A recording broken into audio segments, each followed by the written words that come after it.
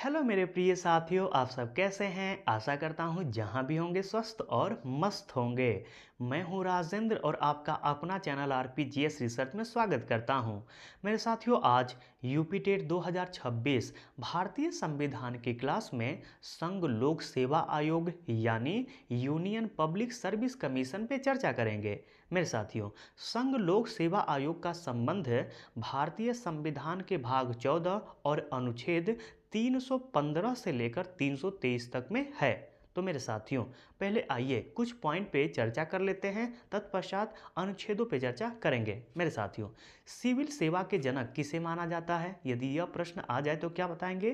तो बताना पड़ेगा आपको कि सिविल सेवा के जनक लॉर्ड कॉर्नवालिस को माना जाता है। यह पहला पॉइंट था। मेरे साथियों, यदि यह प्रश्न बन जाए कि सिविल सेवा दिवस कब मनाया जाता है, तो क्या बताएंगे? 21 अप्रैल को मनाया जाता है। और एक महत्वपूर्ण प्रश्न मेरे साथियों, यदि यह पूछ दे कि यह बताइए कि भारत के प्रथम आईसीएस अधिकारी कौन थे, तो क्या बताएंगे? सत्येंद्र नाथ टैगोर। यह कौन थे? तो रविंद्रनाथ टैगोर जी के बड़े भाई थे और यह भारत के पहले नागरिक हैं जिन्होंने यूपीएससी क्लियर किया था। क्या नाम है? सत्येंद्र नाथ टैगोर। तो मेरे साथियों, कुछ आइए बेसिक जानकारियाँ लिख लेते हैं, तत्पश्चात यूपीएससी से संबंधित जो भी अनुच्छेद है और उसमें क्या क्या प्रावधान किया गया है और हमारे पेपर की दृष्टि से क्या महत्वपूर्ण है, सब पे चर्चा करेंगे। पहले कुछ बेसिक जानकारियाँ लिख लीजिएगा, लिखिएगा। सिविल सेवा के जनक, सिविल सेवा के जनक, सेवा के जनक कौन है? तो लॉर्ड कॉर्नवालिस। लिखिएगा, लॉर्ड कॉर्नवालिस, कॉर्नवालिस। और मेरे साथियों, इनका मकबरा कहाँ है? तो इनका मकबरा गाजीपुर में है। कहाँ पे है? गाजीपुर। और गाजीपुर कहाँ पे? यह दिल्ली के एक पास गाजीपुर है और एक उत्तर प्रदेश में गाजीपुर है। और वह जो गाजीपुर है मेरे साथियों, वह बलिया से सटा हुआ है और आपके बनारस यानी जिसको आप वाराणसी कहते हैं, जिसको काशी कहते हैं, उससे सटा हुआ है। ठीक है। तो लॉर्ड कॉर्नवालिस का मकबरा कहाँ है? तो इनका मकबरा गाजीपुर में है। ठीक है, जाके घूमना चाहते हैं तो घूम सकते हैं। नेक्स्ट पॉइंट लिखिएगा, दूसरा, सिविल सेवा दिवस, सिविल सेवा दिवस, सेवा दिवस यह कब मनाया जाता है? तो मेरे साथियों, यह मनाया जाता है 21 अप्रैल। लिख लीजिएगा, 21 अप्रैल। एक पॉइंट और लिख लीजिएगा बेसिक जानकारी में, भारत के पहले आईसीएस अधिकारी, आईसीएस अधिकारी कौन थे? कौन थे यानी यूपीएससी किसने क्लियर किया था? तो क्या बताएंगे? नाम बताना पड़ेगा आपको।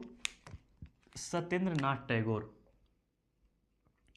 सत्येंद्र नाथ टैगोर। और ये कौन थे? रविंद्रनाथ टैगोर जी के बड़े भाई थे। ठीक है। तो मेरे साथियों, यह कुछ आपके 3 बेसिक जानकारियाँ थी। मेरे साथियों, जो संघ आपका भाग 14 है जिसमें प्रावधान किया गया है लोक सेवा आयोग, इसमें मेरे साथियों 2 अध्याय हैं। कितने अध्याय हैं? 2 अध्याय हैं। और जो पहला अध्याय है मेरे साथियों, यह आपका 308 अनुच्छेद से लेकर 314 तक है। कहाँ तक है? 314। और इसमें एक अनुच्छेद को पढ़ लीजिए, बहुत इंपॉर्टेंट है आपके पेपर के दृष्टि से। वह है जो अनुच्छेद, उसका नाम है आपका 312। और इसको आप इंपॉर्टेंट कर लीजिएगा, कई बार पेपर्स में यहाँ से प्रश्न बना है। ठीक है। और इसमें है क्या?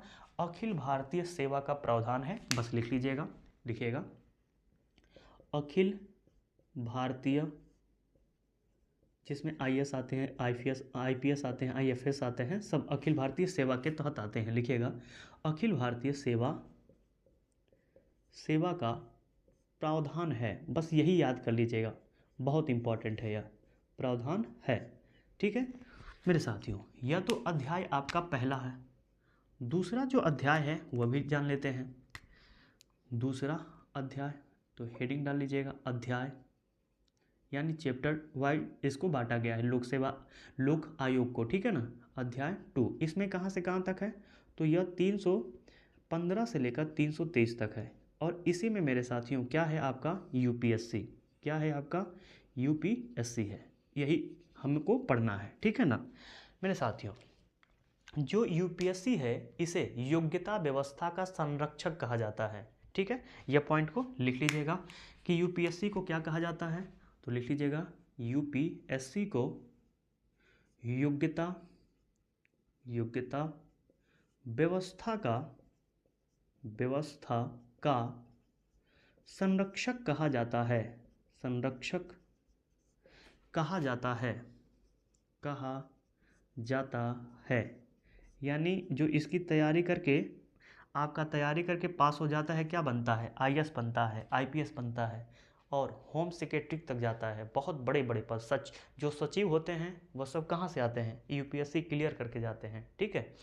तो इसलिए यूपीएससी को हम क्या बोलते हैं, योग्यता व्यवस्था का संरक्षक कहते हैं। यह बात को ध्यान में रखिएगा, ठीक है।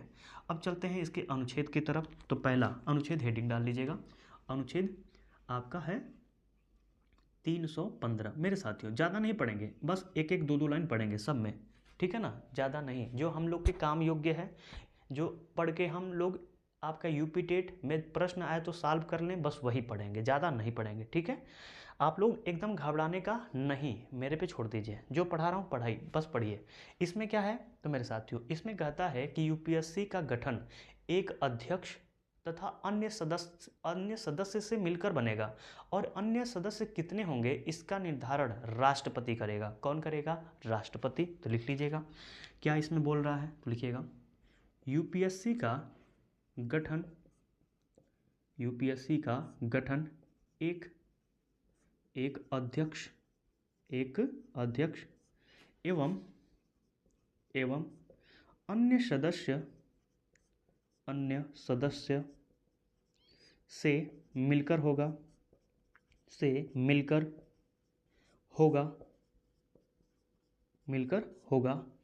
अन्य कितने होंगे, अन्य सदस्य का निर्धारण राष्ट्रपति करेगा। कौन करेगा, राष्ट्रपति करेगा, ठीक है, ध्यान में रखिएगा। बस इतना ही तो है, कहाँ ज़्यादा है, लिखिएगा। नेक्स्ट 316, इसमें क्या है, तो इसमें दो चीज़ मिल जाएगा आपको। एक तो यूपीएससी की नियुक्ति कौन करता है, दूसरा इसमें मिल जाएगा आपको कार्यकाल देख लेंगे। तो पहले नियुक्ति देख लीजिएगा कि नियुक्ति कौन करता है। तो लिखिएगा यूपीएससी के अध्यक्ष एवं सदस्य की नियुक्ति कौन करता है, तो राष्ट्रपति करता है। लिख लीजिएगा नियुक्ति राष्ट्रपति करता है। एक पॉइंट और लिख लीजिएगा, जबकि स्टेट पीसीएस होता है उसके अध्यक्ष स्टेट पीसीएस मतलब क्या, राज्य लोक सेवा आयोग। प्रत्येक जो राज्य हैं वहाँ पे राज्य लोक सेवा आयोग हैं, उनके अध्यक्ष एवं सदस्य की बात कर रहे हैं। तो लिखिएगा स्टेट पीसीएस के अध्यक्ष एवं सदस्य की नियुक्ति राज्यपाल करता है। कौन करता है, राज्यपाल करता है, ध्यान में रखिएगा। अब कार्यकाल जान लीजिए, तो एक छोटा सा हेडिंग बना लीजिएगा, कार्यकाल, और इसमें कार्यकाल लिख लीजिए। कार्यकाल किसका किसका क्या क्या होता है, तो पहला यूपीएससी के अध्यक्ष एवं सदस्य, इनका कार्यकाल कितने वर्षों का होता है, कोई बता सकता है, ठीक है। नहीं बता पाएंगे या बता रहे होंगे तो बहुत अच्छा। इनका कार्यकाल मेरे साथियों होता है 6 वर्ष या 65 वर्ष की आयु तक, 65 वर्ष की आयु तक, जो पहले पूरा हो, आयु तक, जो पहले आगे जोड़ लीजिएगा, जो पहले पूरा हो। अब इनका भी जान लीजिए, स्टेट पीसीएस वालों का लिखिएगा, स्टेट पीसीएस के अध्यक्ष, स्टेट पीसीएस के अध्यक्ष एवं सदस्य, इनका कार्यकाल कितने वर्षों का होता है? तो मेरे साथियों, इनका कार्यकाल होता है 6 वर्ष या 62 वर्ष की आयु तक। ध्यान में रखना है आपको कि यूपीएससी का यदि पूछे तो क्या बताएंगे? 6 वर्ष या 65 वर्ष की आयु तक, और राज्य का पूछे तो क्या बताएंगे? 62 वर्ष की आयु तक बताएंगे। ठीक है, यह आपका अनुच्छेद 300 क्या था? 16। अब आइए 317 पर। मेरे साथियों, इसमें क्या है? तो इसमें पद मुक्ति है। पद मुक्ति कहने का मतलब यह है कि यूपीएससी के अध्यक्ष एवं सदस्य को कौन पद मुक्त कर सकता है कार्यकाल से पहले? तो राष्ट्रपति कर सकता है। कुछ उसके पॉइंट हैं कि इस कारण कर सकता है, उस पॉइंट को मत जानिए, बस जानिए कि यूपीएससी के अध्यक्ष एवं सदस्य को पदमुक्त कौन कर सकता है? तो राष्ट्रपति। बस इतना जान लीजिए। लिखिएगा यूपीएससी के अध्यक्ष एवं सदस्य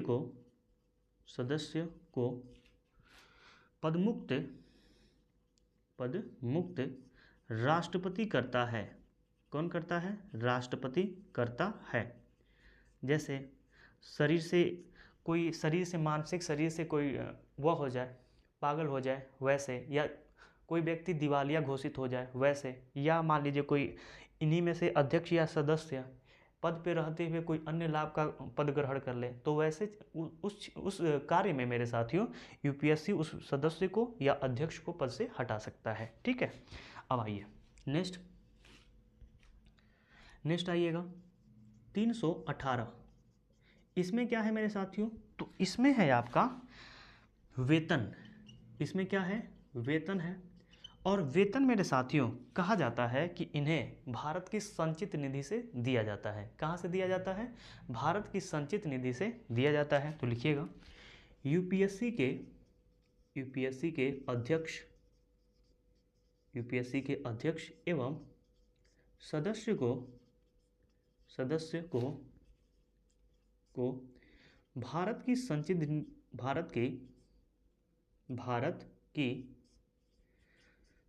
निधि से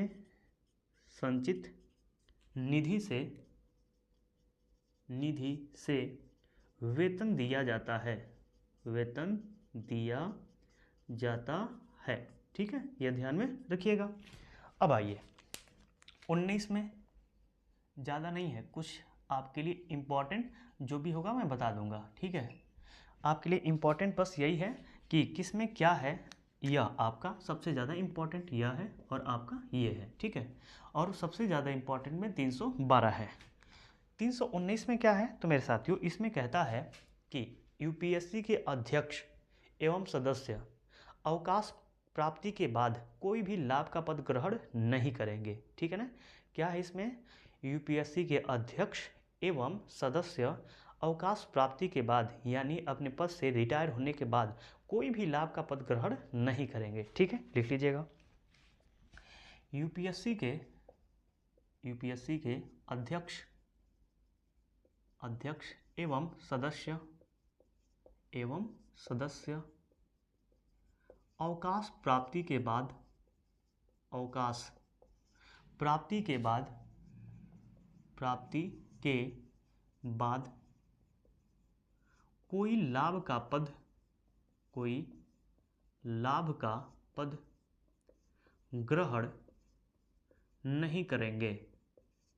ग्रहण नहीं करेंगे। ध्यान में रखिएगा मेरे साथियों। यह तो बात यह हुआ कि कोई लाभ का पद ग्रहण नहीं करेंगे, यह बात है। लेकिन यह बताइए, क्या यूपीएससी के अध्यक्ष को दोबारा अध्यक्ष बनाया जा सकता है? अब यह बताइए कि यहाँ पे देखें कार्यकाल कि यूपीएससी के अध्यक्ष एवं सदस्य का 6 वर्ष या 65 वर्ष की आयु तक होता है, जो पहले पूरा हो। ठीक है, तो मान लीजिए यूपीएससी का अध्यक्ष यदि आज बनाया जाता है तो 6 साल के बाद क्या पुनर्नियुक्ति किया जा सकता है?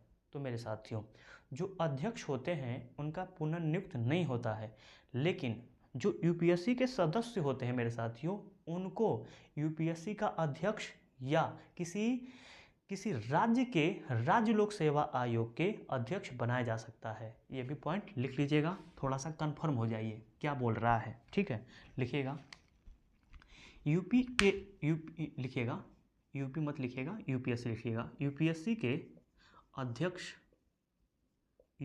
के अध्यक्ष का पुनर्नियुक्ति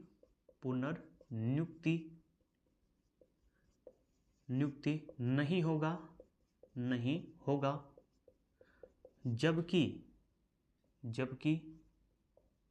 जबकि सदस्य, लिख लीजिएगा यूपीएससी के सदस्य, यूपीएससी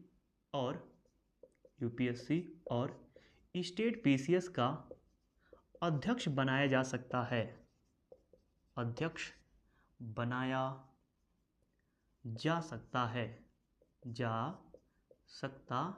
इसको याद मत करिएगा, बस लिख लीजिएगा, ठीक है ना।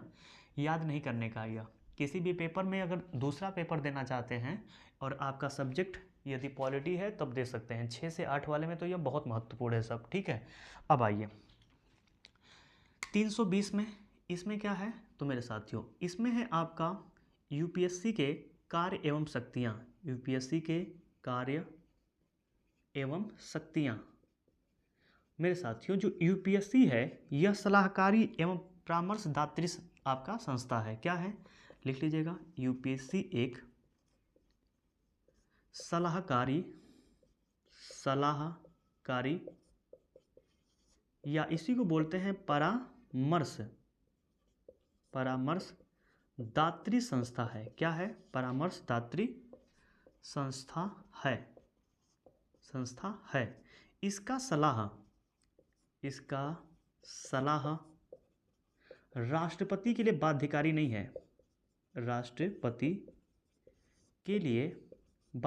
नहीं है, यानी जो यह सलाह राष्ट्रपति को देगा, राष्ट्रपति चाहता है तो मान सकता है, नहीं मानना चाहते तो नहीं मानेगा, बाध्यकारी नहीं है।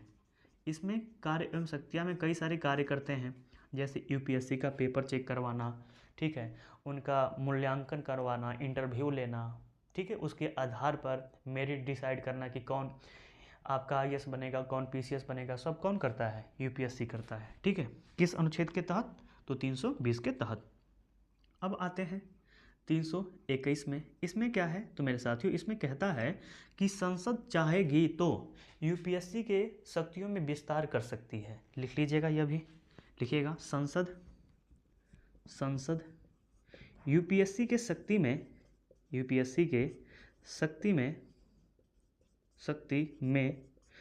विस्तार कर सकती है। किस अनुच्छेद के तहत, 321 के तहत। नेक्स्ट लिखिएगा अनुच्छेद 322, इसमें क्या है तो मेरे साथियों, इसमें कहता है आपका 322 में कि यूपीएससी के सभी खर्च भारत के संचित निधि से भारित होंगे। मतलब जो भी यूपीएससी खर्च करेगा वह अपने जेब से नहीं करेगा, कहाँ से करेगा, भारत की संचित निधि से। लिख लीजिएगा, यूपीएससी के सभी खर्च भारत के संचित निधि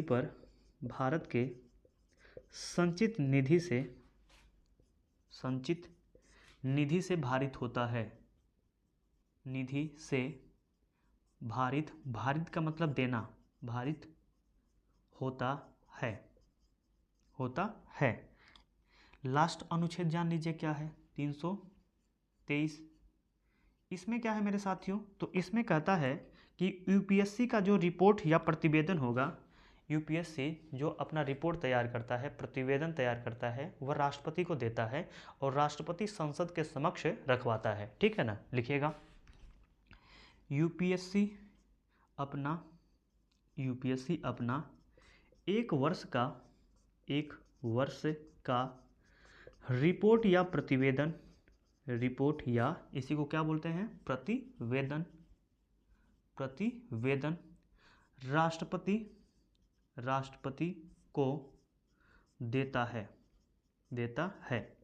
राष्ट्रपति संसद के पटल पर, किसके पटल पे, संसद के समक्ष संसद के समक्ष या पटल पे कुछ भी लिख लीजिएगा। समक्ष पर नहीं होगा, समक्ष रखता है, ठीक है ना। तो मेरे साथियों, यूपीएससी से संबंधित यदि आपके पेपर में प्रश्न बनता है तो इतने से ही बनेगा, इससे ज़्यादा आपके पेपर में प्रश्न नहीं आने वाले हैं। तो आज के लिए इतना ही रहने देते हैं। आज का वीडियो आपको कैसा लगा? यदि अच्छा लगा होगा तो इस वीडियो को ज़्यादा से ज़्यादा मित्रों के साथ, महिला मित्रों के साथ शेयर करिएगा, सब जगह शेयर कर दीजिएगा, ठीक है। मुझे भी फेमस करिए महाराज जी, इतना आप लोग के लिए मेहनत कर रहा हूँ तो आप लोग का भी तो जिम्मेदारी बनता है ना कि थोड़ा हमें भी फेमस करिए, ठीक है। तो मेरे साथियों, मिलते हैं अगले वीडियो में अगले टॉपिक के साथ। आज के लिए धन्यवाद।